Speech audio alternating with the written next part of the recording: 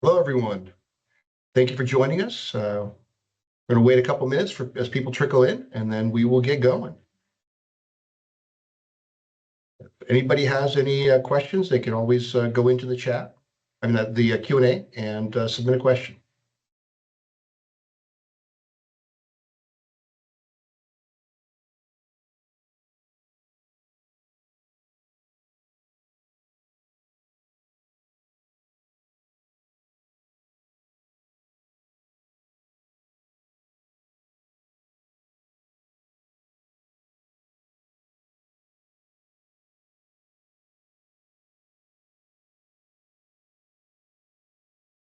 Right.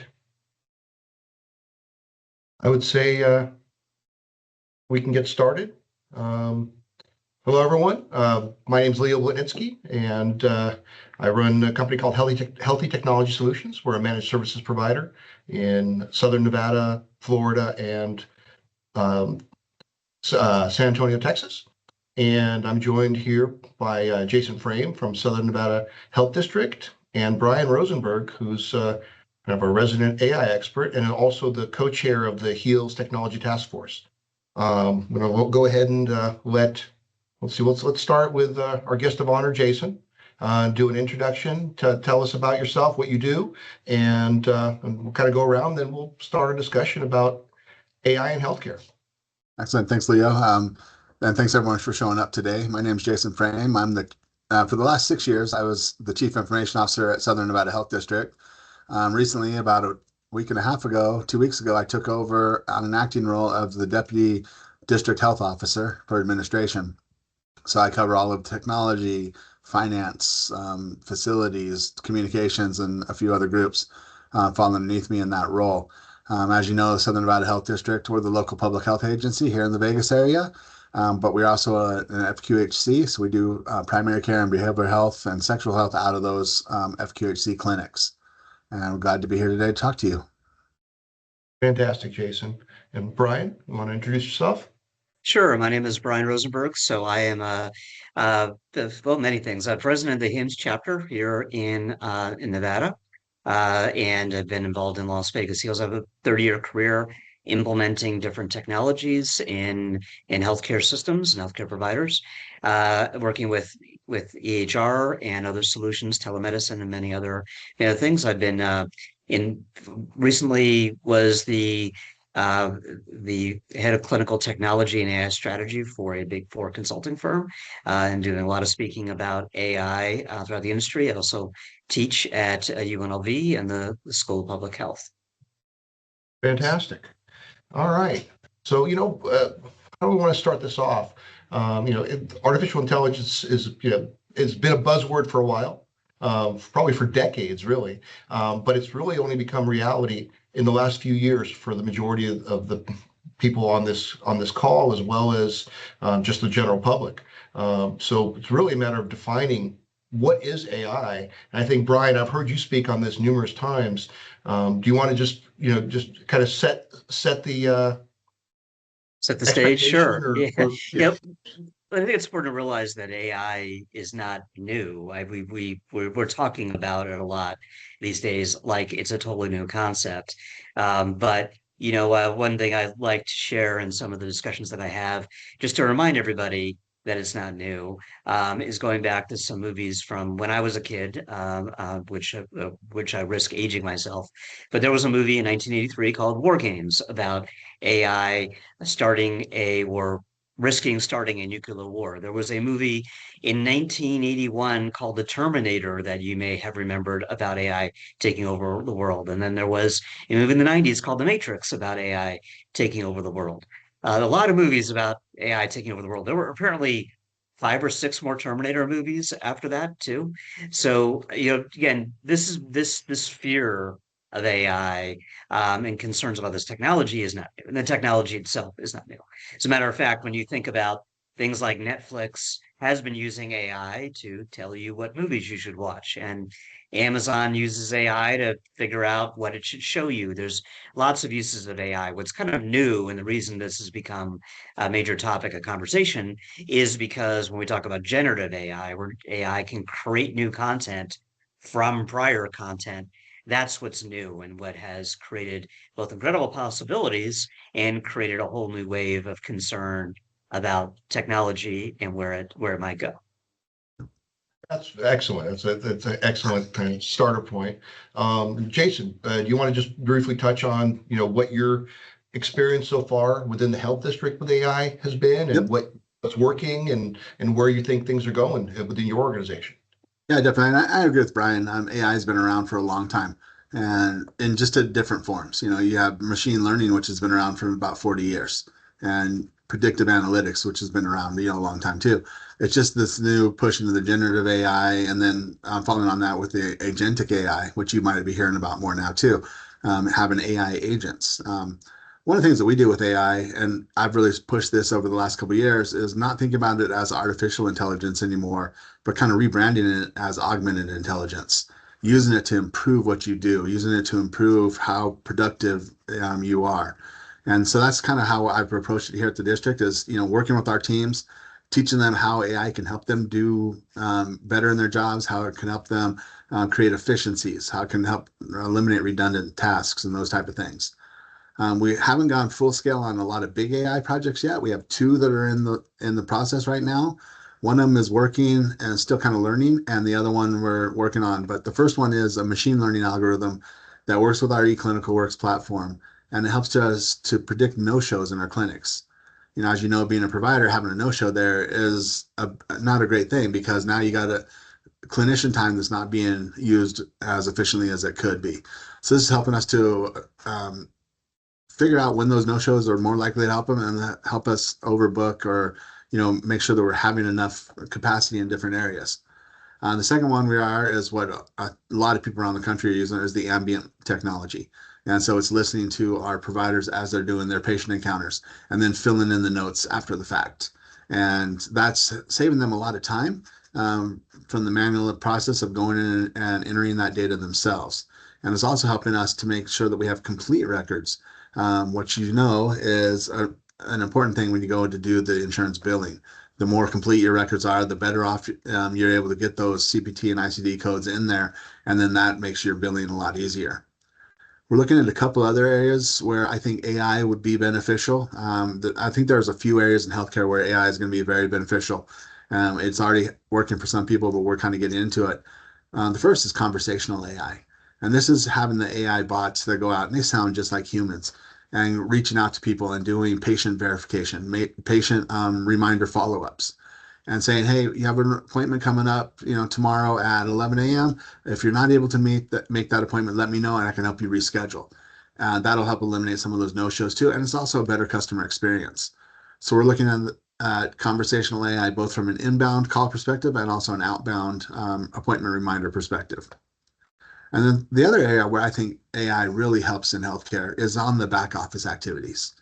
When you're doing your Medicare pre-approvals or you're doing your pre-authorizations for procedures, or when you're looking at insurance denials, you can have AI agents that can do most of that work for you and keep the human in the loop, but also take away a lot of the actual busy work they would be doing.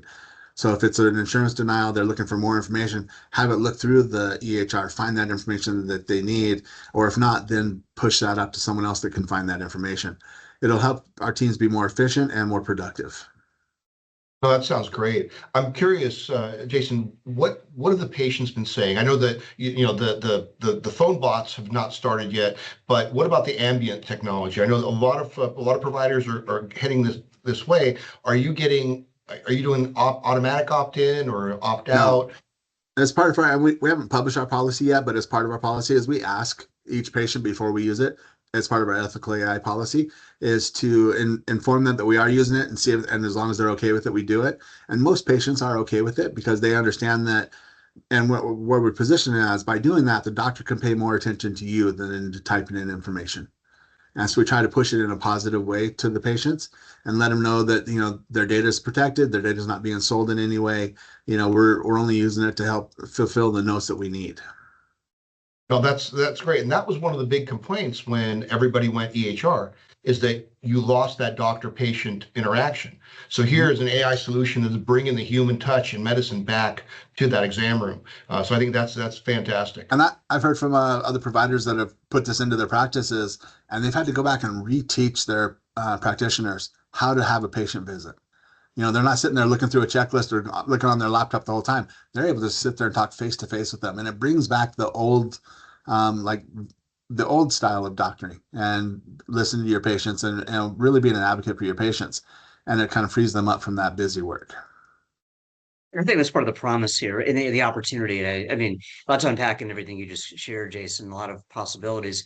But I think that the common thread and theme is that these are things that will allow either make the clinical staff their life easier, or there are things that will streamline things for the patient and create a better experience for them. Because, like you said, it sometimes conversational AI can be more empathetic than an actual person who's having a bad day on the other end, right? And can be more helpful. And in many cases, it's about streamlining workflow, and it's part of implementing electronic healthcare record systems for so long, and like Leo said, leading to a large amount of additional work and providers feeling like they're treating the computer screen instead of the patient. It's nice to be able to now be an environment where we can give them that time back, and allow them to be able to spend time with the patient again. Even something as simple as you mentioned, the missed appointment, the AI that detects likely missed appointments and helping you to maximize physician time. If we can see one more patient per hour as a result of that, that's one more patient that gets treatment that day and doesn't have to wait as long to be able to get treatment, which leads Yep. to better healthcare. So anything we can do to make the experience faster, make the experience more personal, and free up clinicians' time is a win for everybody. And I'm going to Absolutely. comment on something Brian said. And I know there's a study out there, it's about a year and a half ago, it came out that patients rated AI as being more empathetic than the actual doctors, which I thought was kind of interesting. And it was like 70% was rated AI as being more empathetic. One of the things that we're noticing out there in my company, we primarily deal with ambulatory practices, so surgery centers and ambulatory practices, as well as other industries, but in healthcare specifically, the ambulatory, 1 to 25 provider organizations. Their biggest challenge, separate from the doctor-patient interaction, which I think the ambient solution will really solve or help to solve, but it's also the staffing issue. Everyone always has staffing issues.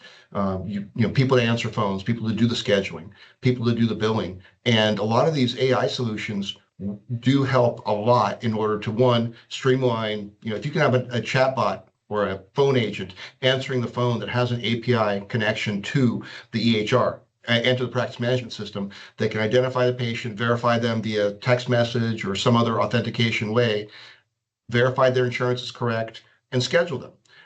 That patient experience, instead of waiting for 20 minutes on hold, or in some cases, some practices, it's 45 minutes, and then you go to voicemail, that you actually can get, you're treated right away. And when you're trying to call your doctor because you don't feel good, the last thing you want to do is listen to that hold music for 45 minutes.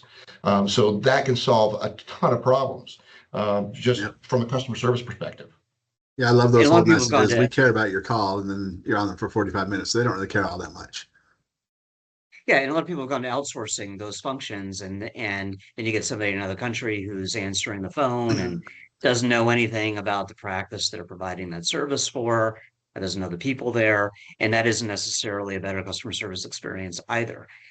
You can personalize that conversational AI in really fascinating ways to allow it to be able to understand what's in your schedule in your EHR system, to allow it to be able to know the names of the doctors who work in your practice, and know your hours and all these details and everything with the right data. And that's, I think that's an incredible opportunity, that is very hard to replicate with an outsourced call center. And like you said, there's a reality that instantaneous feedback.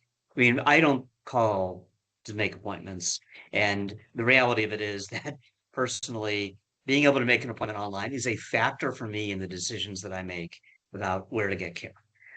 Is it the only factor? No. Is it a big factor? Yes. Because I don't want to have to call the office and wait on hold all the time, right? Now, being able to have that same experience where I can call but get immediate feedback solves that problem. Just like online scheduling does. And there's a large audience that would like to be able to call, they just don't want to wait. Yeah, well, one of the things with that is that if you don't want to go to the full straight AI phone agent, you can actually use AI to improve that call center functionality, even for newer or even offshore employees, because you have the real time both sentiment analysis of a live phone call by AI systems within the call center application, and as well as as hints on what the agent should be saying. So if you have AI real-time listening of that interaction, and then on the side of the screen for the call center employee, they're actually telling them, hey, these are our hours. This is what this patient's entitled to. And if the system is properly connected, you can actually improve some of those customer service issues where maybe you don't have an EHR that has a phone agent that has API connectivity to, or maybe you really want that personalized experience, but when you have a new employee, they don't have that history, they don't have that knowledge, and this way they actually are presented with the answers, and so they learn on the job, but they don't have to make mistakes, they don't have to put people on hold, which is terrible. It's like after holding for 20 minutes, you actually get a person, and then you ask that person a question, and they put you on hold for another 5 minutes when they try to track down a coworker that knows the answer. So, so AI can serve both sides of that. A great point. And I think it also, as we talk about AI, think about the importance of data, right? And I think that's something that both you guys appreciate and think about. But we have to have good data, and we've done a great job as an industry of collecting data. We've done a not so good job of using data to actually drive improvements in processes and make better decisions. And part of it is we have a lot of data, but part of it's not presenting data the right ways. But AI is all about data, the effectiveness of AI. It was interesting. I was actually last night I was watching a video. There's this is circulating that there's a company that has created a robot that will do your laundry and walk around your house and clean your dishes and get stuff for you and everything. That's $20,000. You can pre-order it. The interesting thing about it is that it is technically, they're calling it an AI robot, but because this robot has not collected any data, the AI doesn't know how to do anything. And so what they're doing is they're having a human being using a VR system to remotely control the robot for you to do these tasks with recording it all so that it can collect the data to eventually someday be able to train the AI robot how to fold your laundry. So you have to accept the idea that somebody is like looking in your house and listening in all the time, like Siri or Alexa, waiting for you to call their name, and then they'll be walking around your house virtually in order to move this robot around. So I'm not sure how actually useful it is, but it really kind of reinforced for me how incredibly useless AI is without data, Mhm. and that's an important component to everything we're talking about. I'm so looking forward to that robot being ready to go. I mean, we've been seeing it since the 60s with the Jetsons, with Rosie. I've always Yes. wanted a Rosie in my house.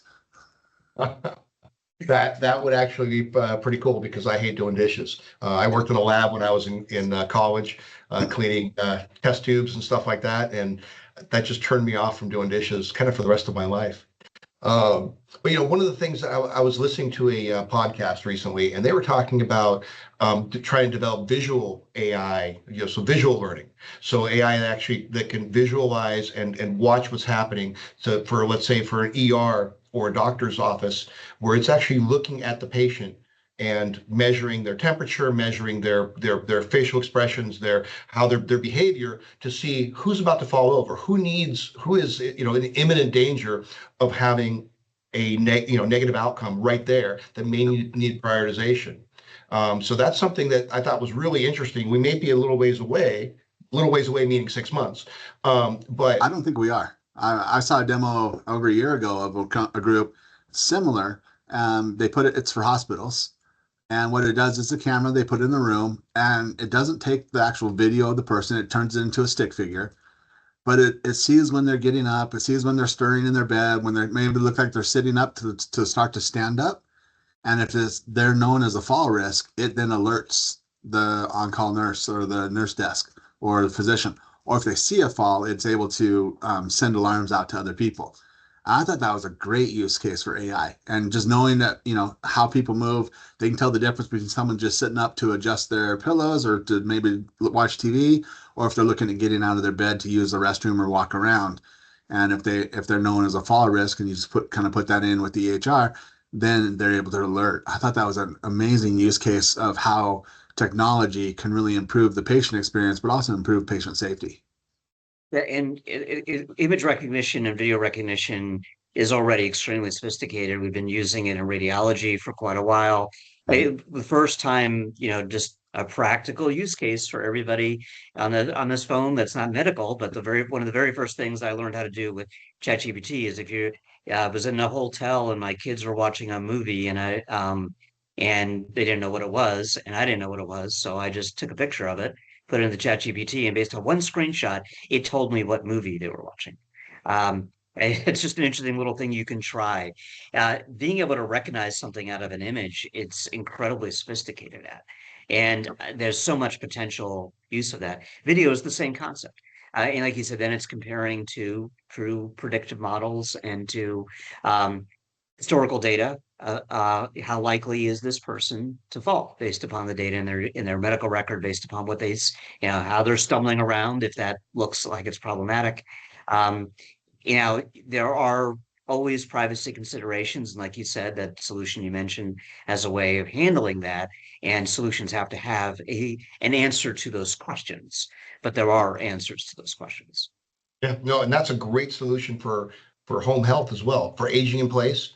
Yes. You have someone that's perfectly capable of taking care of themselves, but they're getting older and maybe they're a little bit less stable. Maybe they forget to take their medications. And if you have a system that will say, "Hey, notice you didn't take your meds," or if the person falls down or doesn't get up at the normal time, it can alert whether it's medical professionals, family members. I mean, that's been around. Some of that's been around for quite a while, but that's really hasn't been AI. It's really been more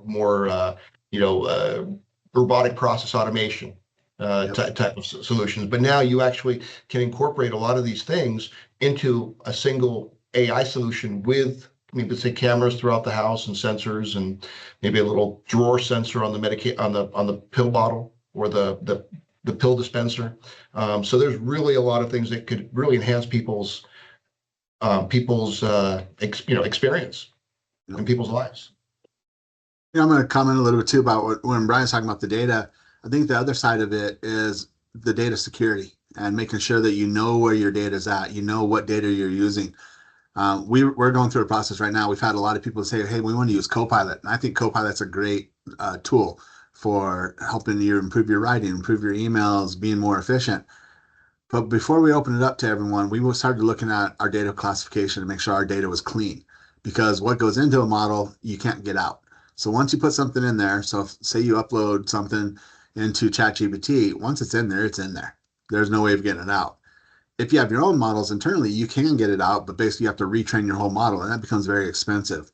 So if your organization is looking at you implementing AI, if it's Copilot, ChatGPT, Claude, any of those, make sure you have your data classification, strongly done. Make sure you understand where your data is at, what data you're feeding it.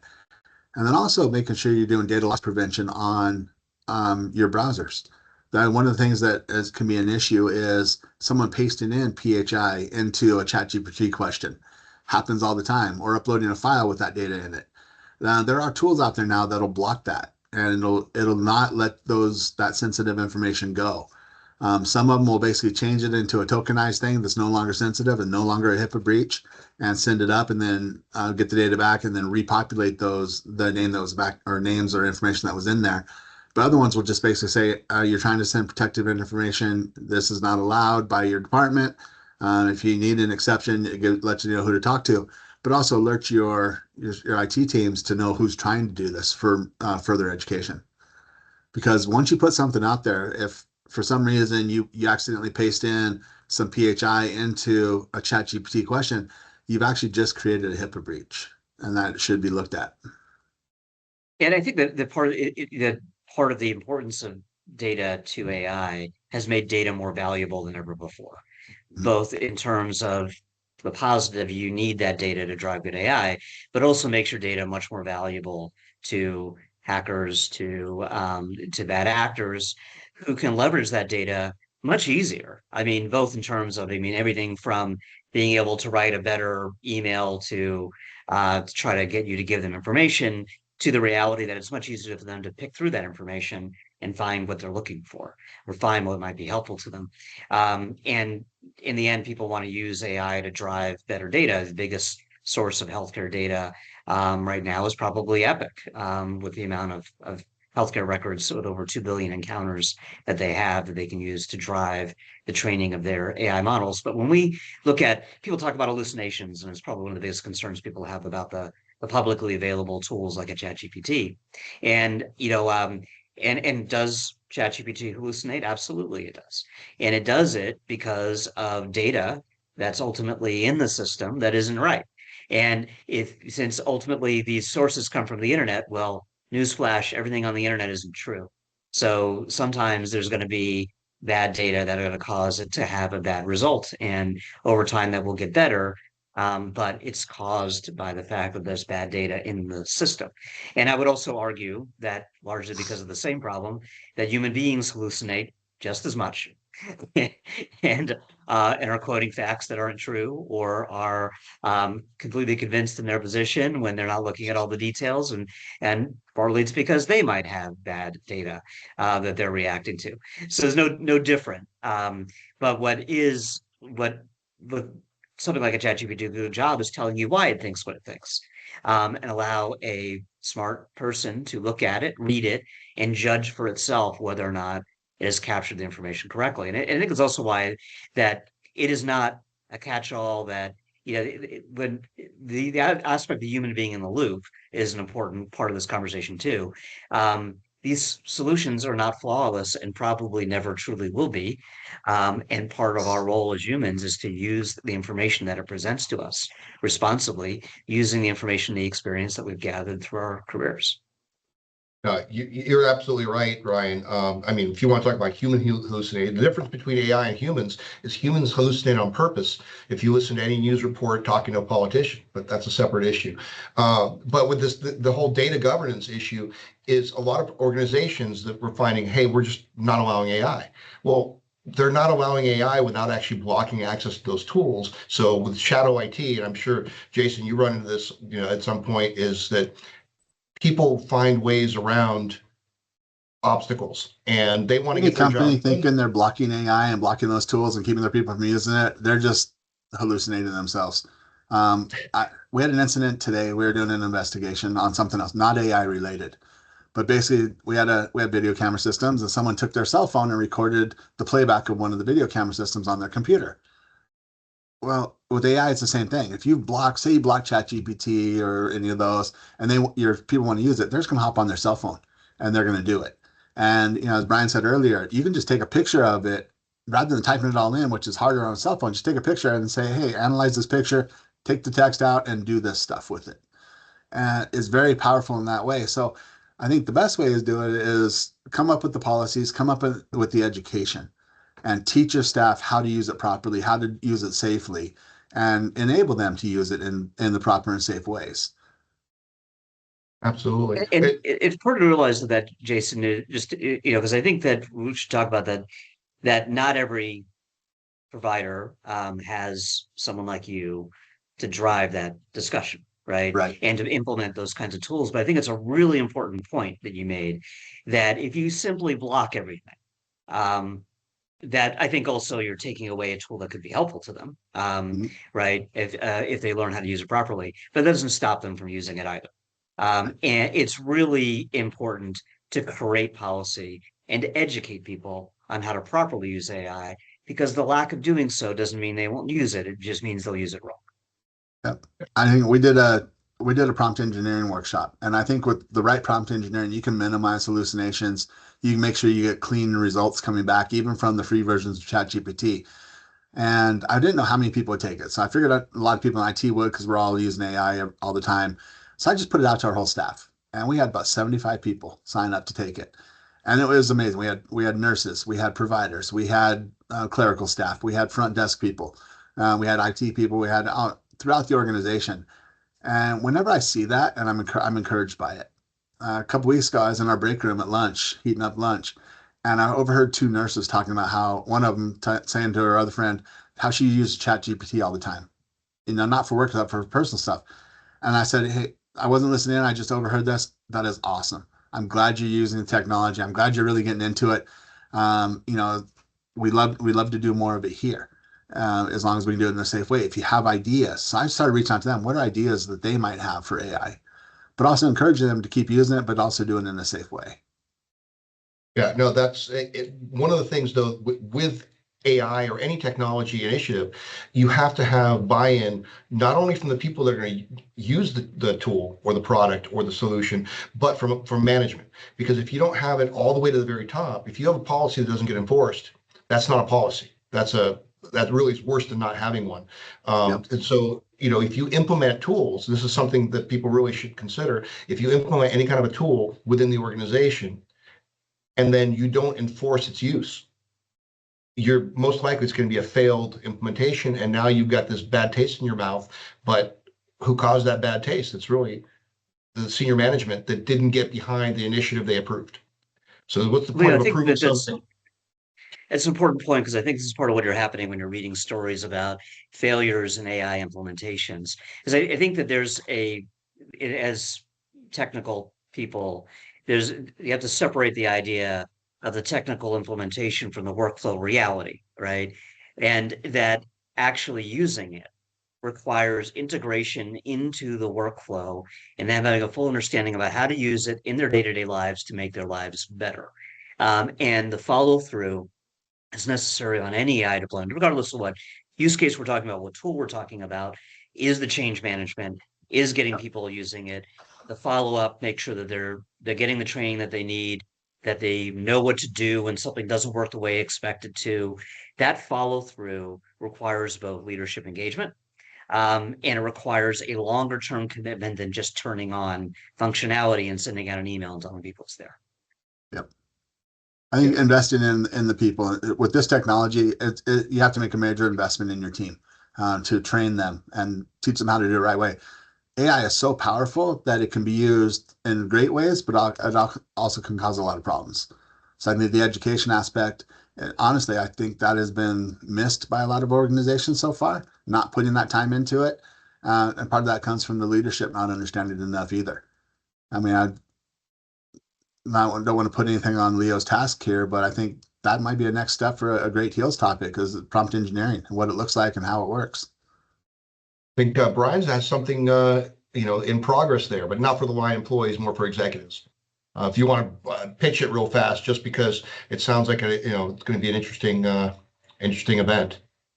Yeah, so I'll appreciate that. I'll bring that up. But so, basically looking at there's two elements of this. I think Jason was talking about the importance of educating the entire staff. I think there's a need to educate executive leadership about the role of AI across the board because people think that a that using AI and understanding how to use AI is a CIO's job.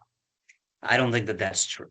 I think that the reality of it is it's every executive's job to understand what AI means for the business and develop an AI strategy. Some people are saying, well, hire a chief AI officer or whatever you want to call it. But that doesn't change the reality that the CEO, the COO, the CFO, they all need to be a part of the story and the plan and working out the right way to apply AI in your organization. Because if you don't, you're no longer going to be competitive. And that may mean, if we think about that from a healthcare lens, patients are there's going to be a point, we're not there yet, but there's going to be a point at which if you don't have ambient, patients aren't going to like the experience and they're going to push back. Or if you don't have conversational AI, they're just not going to set appointments with you because it's so much easier to do it at the guy down the street. You have to have a plan. And that applies to anybody who runs a business, whether it be a hospital or whether it be a small practice. And so, as part of that, myself, along with Earl Hall, who is a speaker and an expert on AI and best practices, and has taught AI, we are doing an executive AI event, um, which is a 1 day workshop to take business owners, executives, and help them to develop an AI strategy and a roadmap and understand the impact, develop a strategy, and then leave with a roadmap about how to apply AI to their organization. So we're doing that in January. I'll just mention that if anybody's interested in that, just to ping me whenever Leo shares the information. But I think that that's an important element of this because there's education at the user level, which I think Jason was talking about. And as education at the executive level, you have to do both. Preferably, you get all the executive buy-in first, so that you can then enable the staff on the right things and give them an educated policy. But this is no longer a world where you can just say AI is not my problem because I'm not in IT. This is not an IT issue. This is a complete fundamental change on the way many jobs are performed. And I don't mean that means AI is going to replace everybody. The jobs are going to go away. They're all going to be sitting at home eating popcorn and watching the robot I mentioned earlier fold our laundry. But I do mean that work is changing, just like it did when the internet came out, just like it did when email came out, just like it did when cell phones came out, just like it did during the pandemic. Um, all of these technologies, or in the case of the pandemic, an event, change the way we work, and AI is changing the way we work right now, and every business needs to adjust to that. Yeah, no, that's well said. Yeah, the whole thing is that if we don't have executive buy-in, if you don't have kind of top-down leadership, you're going to end up with a terrible outcome. The problem comes into play, especially with you have a lot of large organizations, hospitals, very large groups, and groups like the health district. But then you have thousands of ambulatory practices that have 5 to maybe 100 employees, and most of those organizations, they don't have any IT leader. They're relying on companies like mine for everything from help desk to cybersecurity. And oftentimes, because we're not in those meetings unless we're invited, those management meetings unless we're invited, that oftentimes even getting basic initiatives like just basic cybersecurity through, and approved is hard, let alone things like AI or policies. And we recently had a failed implementation for a customer. I mean, it wasn't anything terribly complicated, but it was something that was going to make their lives easier and save them money. And it worked great for about 2 weeks until the person responsible for it just stopped using it. No excuse, just stopped using it. And no one above them said, hey, we paid for this. Why aren't you using it? And they just like, oh, he doesn't want to use it. Okay. Well, that's not leadership. That doesn't make sense. And so you really have to have that, but you also have the vision of where that's going to go. Most CFOs of organizations, if somebody's doing something that's costing a ton of money, unless that individual also happens to be a rainmaker and bringing in a ton of money, they're going to smack them down. Same thing needs to go with anything technology.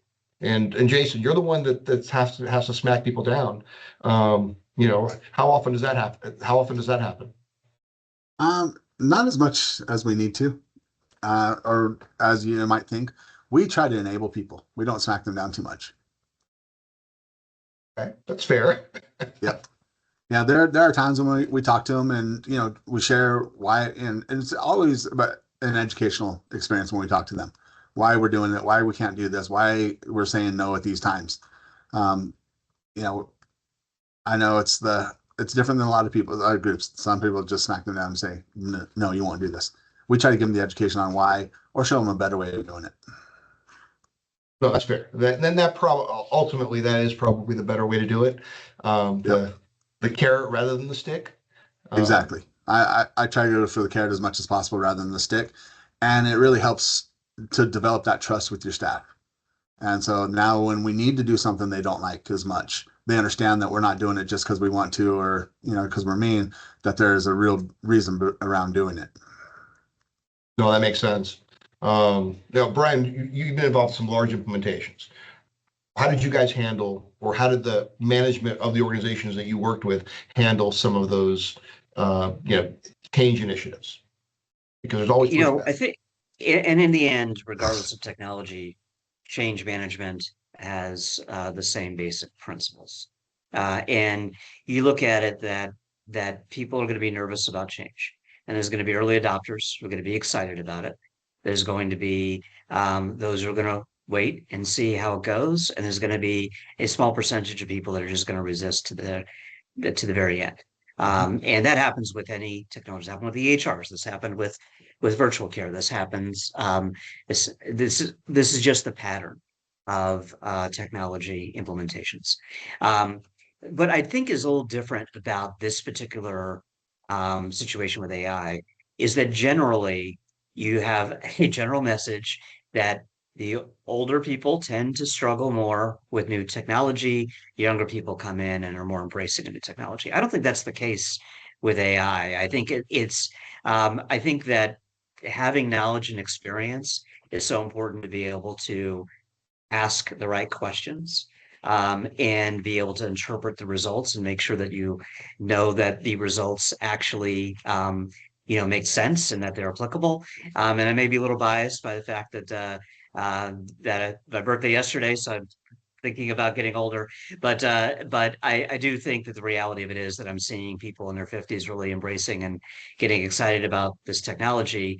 And I think it's also why it's important that we educate people about it in high school, in college, and not be afraid of them using AI as part of their educational process, because it's a tool that's going to be available to them in their workplace, and they should know how to use the tools available to them in the workplace to be able to be good employees. I think the fundamental issues with change management is the same, and it comes down to it's executive support, it's buy-in, it's selling a vision and education, and not ending the project at implementation, going back, continuing to make it better for them, listening, all being important aspects of that. That's the same. But I think the key difference with AI is I don't think it's as much. I think it favors people with experience. Absolutely. No, we run across people within our client base that are in their 20s that are completely computer illiterate, and I've got 80-year-old physicians that are almost hobbyists to the point where they want to do some of their own technology and implementation and things like that because they like it. So it really is so it's unfair to judge people just based on age. And heck, I'm starting to get old. So, yeah. In the health district, Jason, are you finding, is it age based, or is it just kind of across the board? Just you never know what you're going to get with people. I mean, it's across the board. We have some people that are a little bit older that are take to it just fine, and some that are younger that haven't, just with technology in general, aren't that great with it. But I think it does align though. This generation coming up, they were brought up with technology. The millennials, the Gen Z, they had the internet their whole life. They had this technology. A lot of the Gen Z kids, they had iPhones their whole life. iPhone came out in 2007. We have some employees that were, born not too long before that. So for most of their functional life, they've had an iPhone, or an iPhone has been around. So they're just more comfortable with it than some of the people who didn't have that.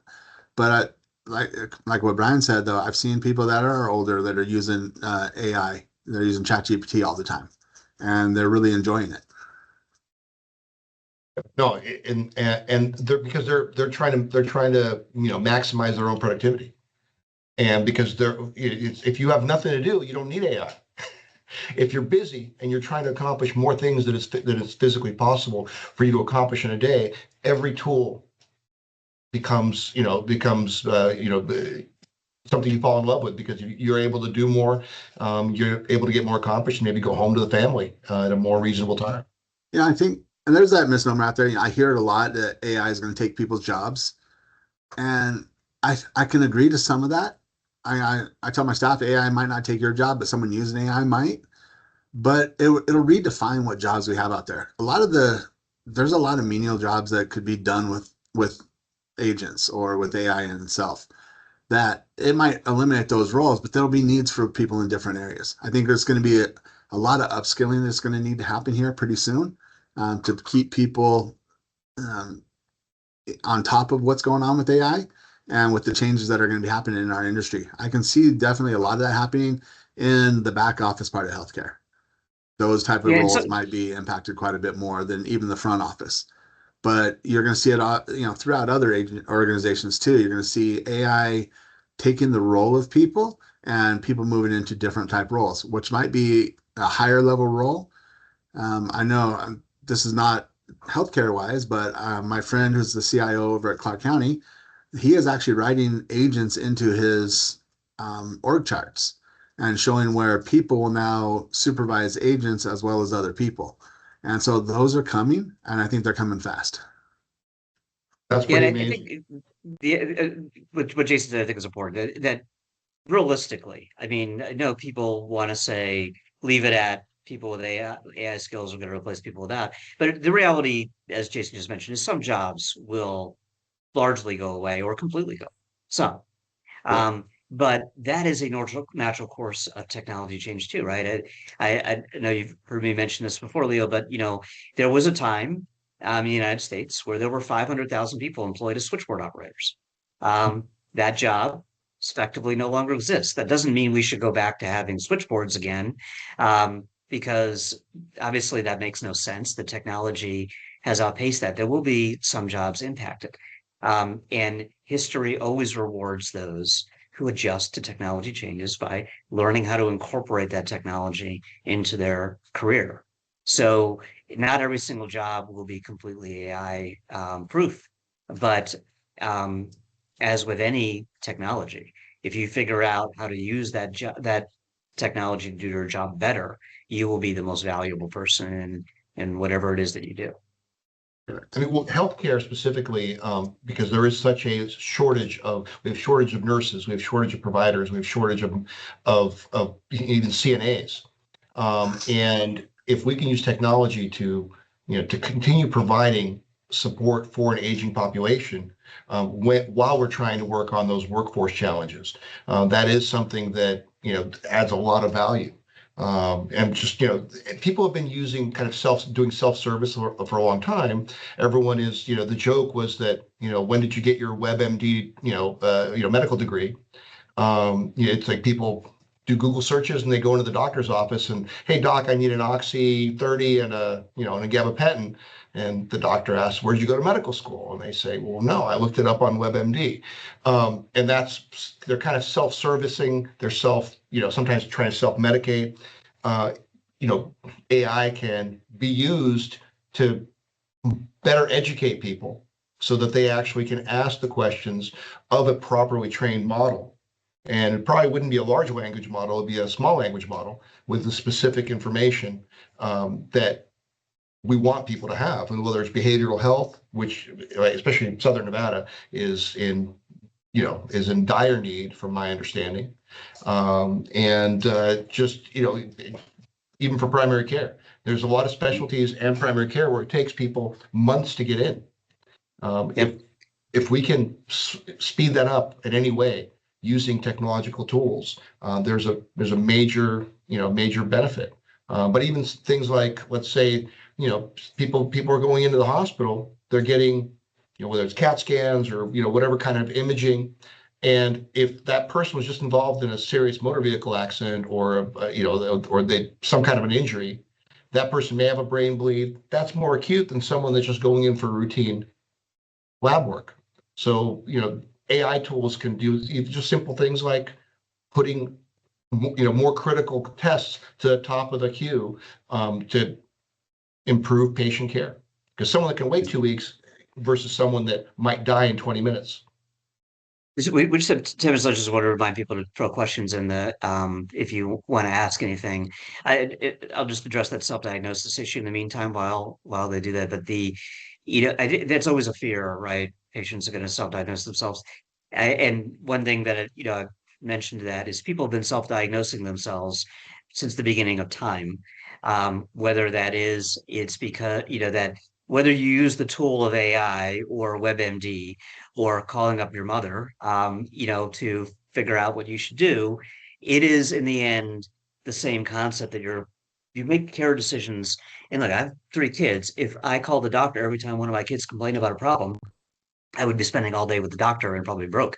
That's just a reality. It's just the difference between this and every other tool that we've ever had, is that it can have your complete medical history to draw upon, and can have a much more comprehensive amount of information.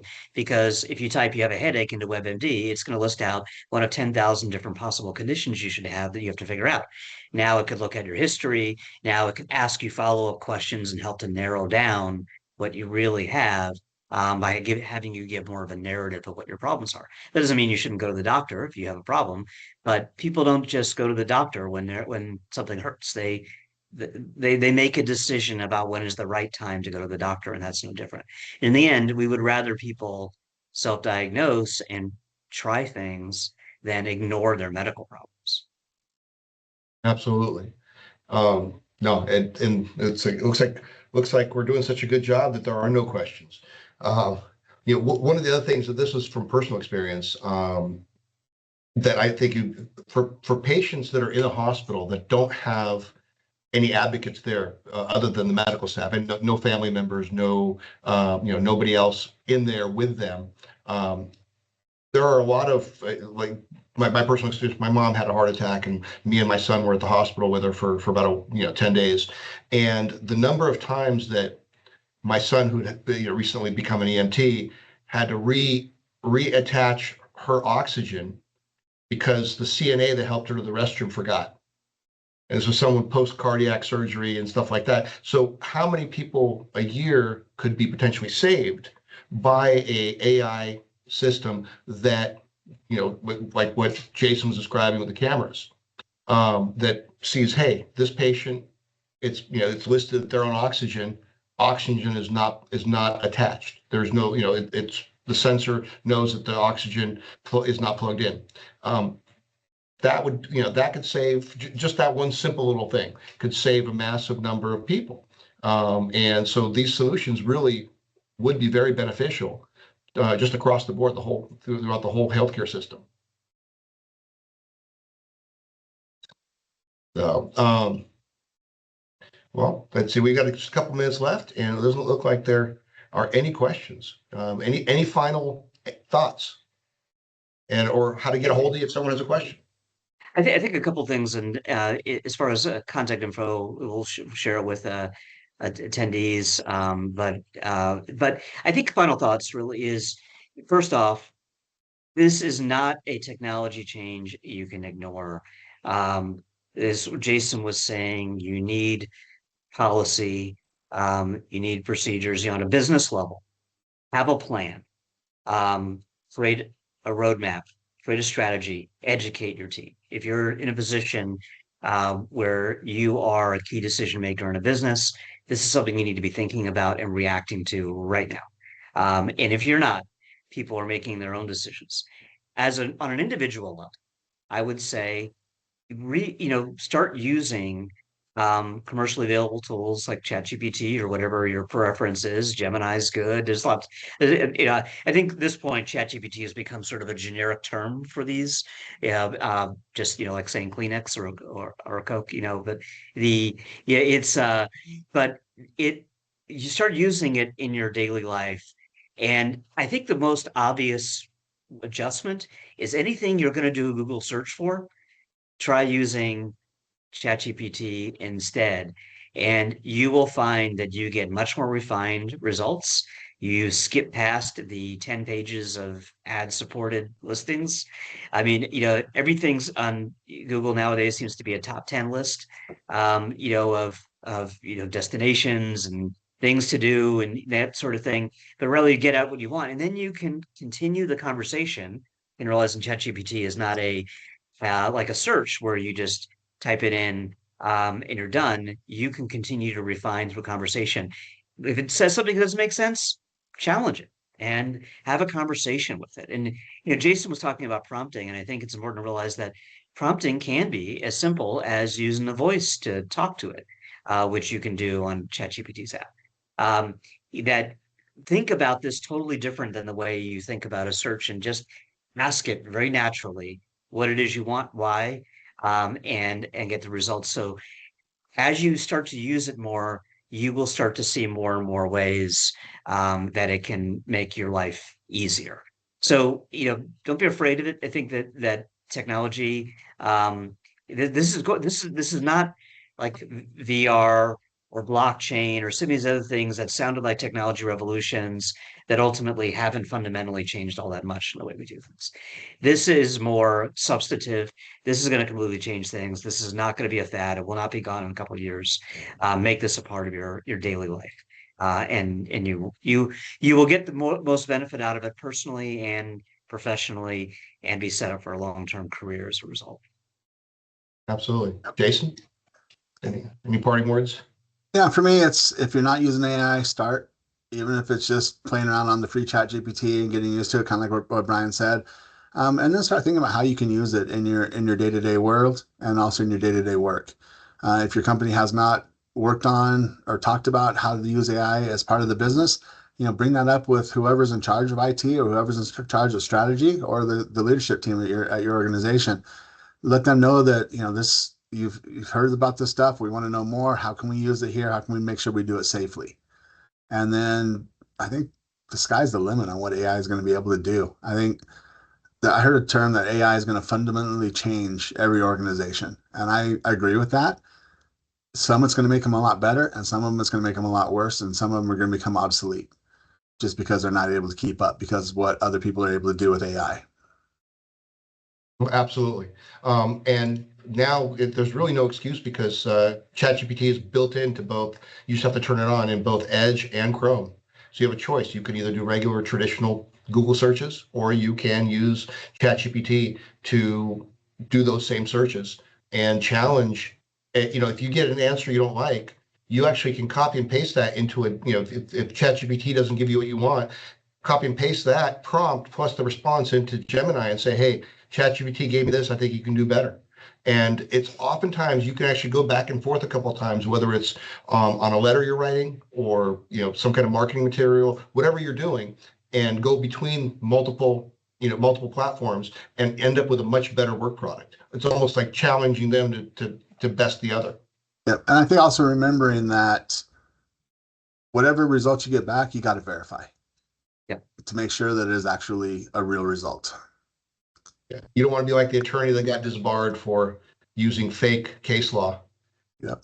Because hallucinations are real. But if you do a Google search and or a ChatGPT search and it tells you, hey, this NRS, no matter what the statute applies to this, you don't want to quote it. Just Google that NRS and see what comes back, and actually make sure that it really is what you're talking about, or that the medication it tells you that you should be taking actually treats that particular disease and is not contraindicative for that particular ailment.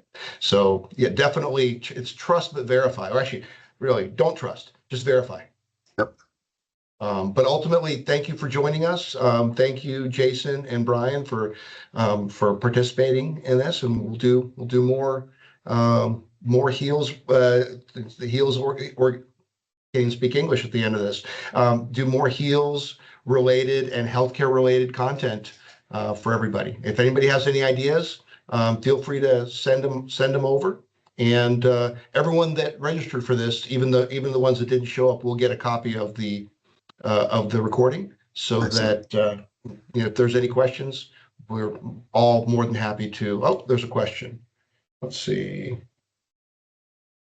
Shay said, great conversation, excited for AI in clinical operations and better patient outcomes.